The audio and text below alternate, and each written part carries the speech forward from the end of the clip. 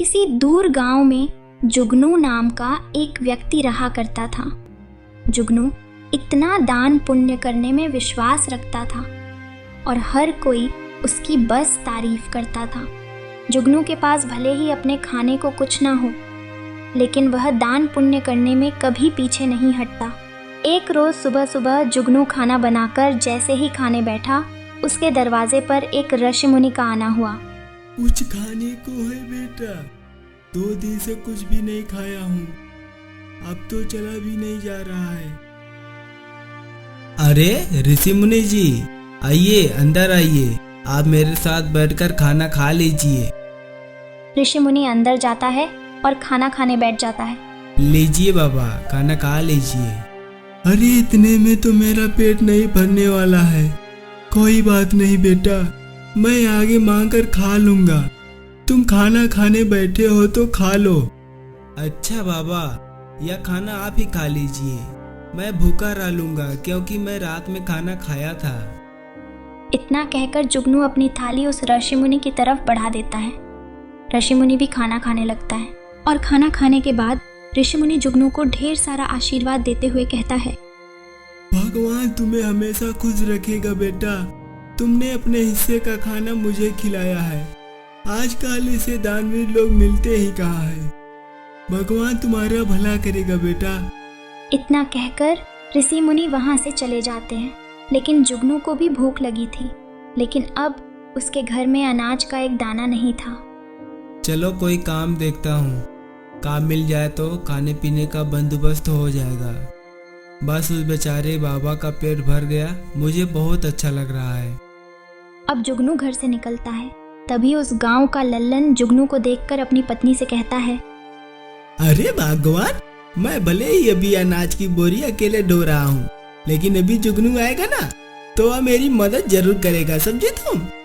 अरे मदन भाई, सब ठीक तो है ना? ये अनाज की बोरियां खेतों से ला रहे हो क्या? अरे हाँ, खेतों से अभी 20 बोरियां और लानी है मेरे भाई, लेकिन बहुत ज्यादा थक गया हूँ मैं। तुम थोड़ा हाथ बटा लेते तो मेरा काम आसान हो जाता। अरे क्यों नहीं, चलो चलो, मैं आपके साथ मिलकर खेतों में आपके घर तक बोरियां पहुंचा देता हूँ। बड़ा ही बेवकूफ आदमी है, और इसे बेवकूफ बनाना भी कितना आसान है। चलो इसी बहाने मेरी मदद भी हो जाएगी, थोड़ा आराम भी मिल जाएगा। उसे तो वैसे भी लोगों की मदद करने का भूत सवार है। खुद भले ही जेब में फूटी कौड़ी ना हो, लेकिन जुगनू बड़ा दानवीर बनता है। अगले दिन फिर से लल्लन जुगनू को आवाज देता है, अरे जुगनू भाई, बहुत बहुत शुक्रिया। इतना कहकर लल्लन जुगनू से अब कई सारी बोरियां खेत से घर रखवाता है। लेकिन जुगनू तो भूखा था, उसे भूख भी बहुत तेज लगी थी। कई घंटे फसल की बोरियां ढोने के बाद जुगनू थक जाता है और अब वह उधार राशन लेकर खाना बनाकर खाता है। अगली सुबह उसके दरवाजे पर किसी के रोने की आवाज आ रही होती है। जुगनू नींद में होता है और दरवाजा खोलता है तो देखता है उसका पड़ोसी बुझावन अपनी पत्नी को मार रहा था। अरे अरे बुझावन, तुम अपनी पत्नी को इस तरह क्यों मार रहे हो? अरे तू क्यों बोल रहा है? या मेरी पत्नी मेरी मर्जी, तू कौन होता है बीच में बोलने वाला? देख बुझावन, ऐसे सुबह सुबह मारपीट नहीं करना चाहिए। क्या यह अच्छी बात है? जरा सिर उठा कर देख, पूरे गांव के लोग इकट्ठा होकर देख रहे हैं, यह सब अच्छा है क्या? अरे जुगनू बेटा, तू भी किसके चक्कर में पड़ रहे हो? इसको समझा रहा है। इसे समझाना मतलब अपना मूड सुबह सुबह खराब करना है। जरूर सुबह सुबह गंगा से पैसे मांगने के लिए लड़ रहा होगा। पीने को पैसे नहीं होंगे ना इसके पास? चुप कर बुढ़िया, आजकल तो ज्यादा बोलने लगी है। राम राम राम। हे भगवान, आजकल के बच्चों को क्या हो गया है? अपने से बड़ों से बात करने की तमीज ही नहीं है। अरे मैं तो तेरी माँ की उम्र की हूँ और तू है कि मुझसे बदतमीजी से बात कर रहा है। लेकिन तुम क्यों बोल रही हो हमारे बीच में? मैंने तो नहीं कहा है आपको मेरे बीच में बोलने के लिए। इतना कहकर बुझावन फिर से अपनी पत्नी गंगा को मारने लगता है, लेकिन जुगनू से यह सब देखा नहीं जाता और वह बुझावन का हाथ पकड़ लेता है और उसे एक जोरदार तमाचा लगाता है। यह देखकर सारे गांव वाले खुश हो जाते हैं। बिल्कुल ठीक किया, यह इसी के लायक है। अरे अपनी पत्नी पर हाथ उठाता है और खुद को मर्द समझता है। अरे जुगनू भाई, आपने बिल्कुल सही किया, इसे तो मार मार कर गांव से निकाल देना चाहिए।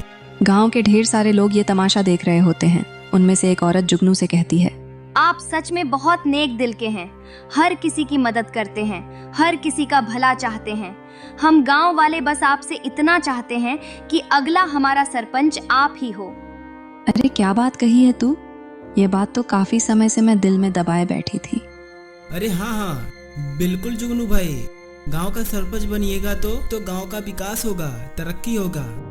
गांव के सरपंच विश्राम ठाकुर के पास गांव के लोग जाने से भी डरते थे, और रही उसे कुछ बताने की बात तो कोई भी उसके सामने मुंह भी नहीं खोल पाता।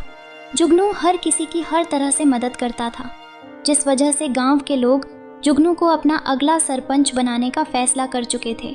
अब विश्राम ठाकुर तक यह बात पहुंचती है तो सरपंच गुस्से से लाल हो उठता है। क्या? जुगनू की इतनी हिम्मत? खाने को तो घर में अनाज का एक दाना नहीं है, लेकिन सरपंच बनने का सपना देख रहा है। इसे तो मैं छोड़ूंगा नहीं। हाँ मालिक, और तो और गांव वाले कह रहे हैं कि चाहे कुछ भी हो जाए सरपंच तो जुगनू ही बनेगा।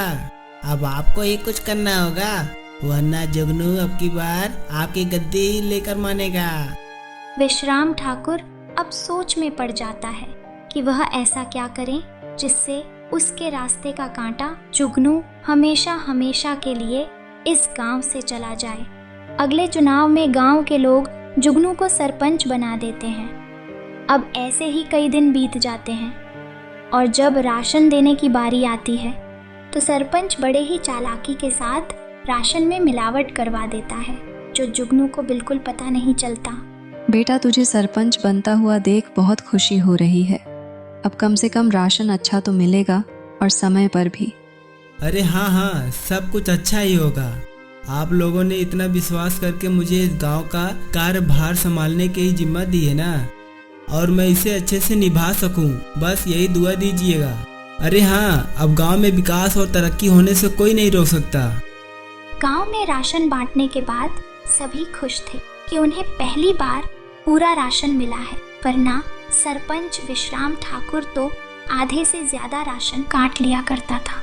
लोगों को राशन मिल चुका था, लेकिन अगले दिन पूरे गांव में शोर मच जाता है कि उनके नए सरपंच जुगनू ने मिलावटी राशन दिया है। अब गांव वाले एक जगह इकट्ठा होकर जुगनू से सवाल करते हैं। हमने तुम पर विश्वास करके तुम्हें गांव का सरपंच बनाया और तुमने हमारे साथ ही विश्वासघात किया। जुगनू बेटा, मुझे तुझसे यह उम्मीद नहीं थी। बिल्कुल ठीक कह रही हो काकी। अभी के अभी तुम इस गांव से निकल जाओ, तुम इस गांव में रहने लायक नहीं हो। ये सारी बातें चल ही रही होती हैं कि तभी वहाँ सरपंच आ जाता है। हाँ, इसे अभी के अभी गांव से निकाल दिया जाए। इस पर विश्वास करके तो हमने बहुत ही बड़ी गलती कर दी। अब जुगनू को गांव वाले गांव से निकाल देते हैं। सरपंच और उसका नौकर बहुत खुश थे, क्योंकि यह सब किया धरा तो उनका ही था। अब गांव से निकलने के बाद जुगनू काफी दूर आ जाता है। जुगनू थक कर एक पेड़ के नीचे बैठ जाता है और गांव वालों के बारे में सोचने लगता है।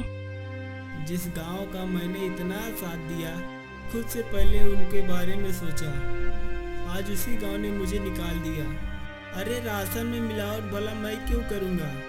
और अगर मैंने गांव वालों को राशन में मिलावट नहीं की तो फिर कौन किया? यह सब जरूर सरपंच का काम है। कोई बात नहीं, इतना कहने पर भी गांव वालों ने मेरा साथ नहीं दिया, इसे मैं कभी नहीं भूलूंगा। इधर सरपंच फिर से अपनी चाल चलता है और गांव वालों का विश्वास जीत लेता है। गांव वाली एक बार फिर सरपंच विश्राम ठाकुर को अपना सरपंच मानने के लिए मजबूर होते हैं, क्योंकि उन्हें जुगनू भी धोखेबाज लगता है।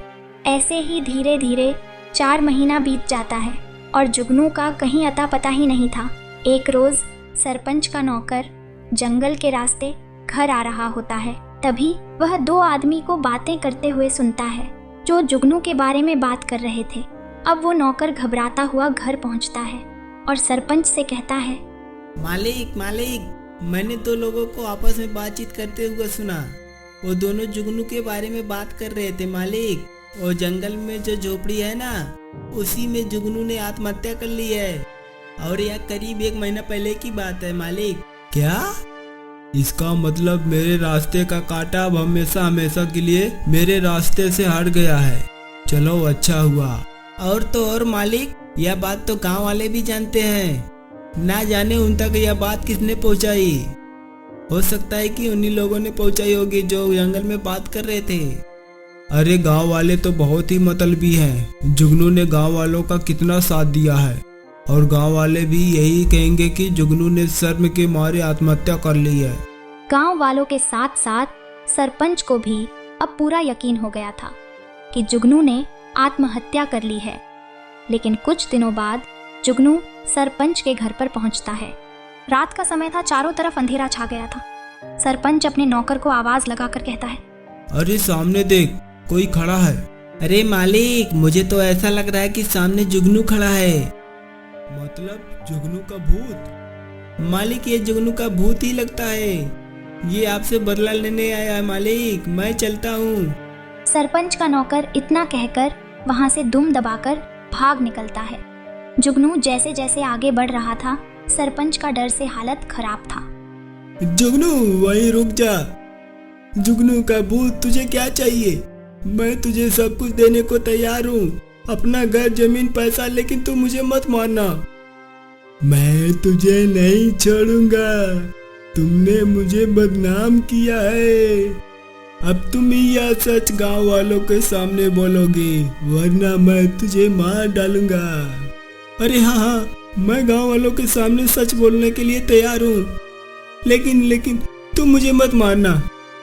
अब सरपंच रात के समय ही गांव वालों को इकट्ठा करके सबके सामने सच को बोलता है कि उस दिन राशन में मिलावट उसने और उसके नौकर ने की। आप लोग भले ही मुझे भूत समझ रहे हो, मैंने अपने आत्महत्या की खबर झूठी फैलाई थी ताकि मैं चोर को पकड़ सकूं, और चोर आप सभी के सामने है। मैंने हमेशा लोगों का भला किया और तभी तो आप लोगों ने मुझे इतने सम्मान और प्यार के साथ दानवीर कहा। अरे भाई, मुझसे गलती हो गई, मुझे माफ कर दो। मैं तुम्हारे आगे हाथ जोड़ता हूँ। अब उसी वक्त गांव वाली सरपंच को गांव से निकालकर सरपंच की जगह जुगनू को गांव का सरपंच बनाते हैं और जुगनू से माफी मांगते हैं कि वह सरपंच की बातों में आ गए थे और उन्होंने बिना सोचे समझे उसे गांव से निकाल दिया था।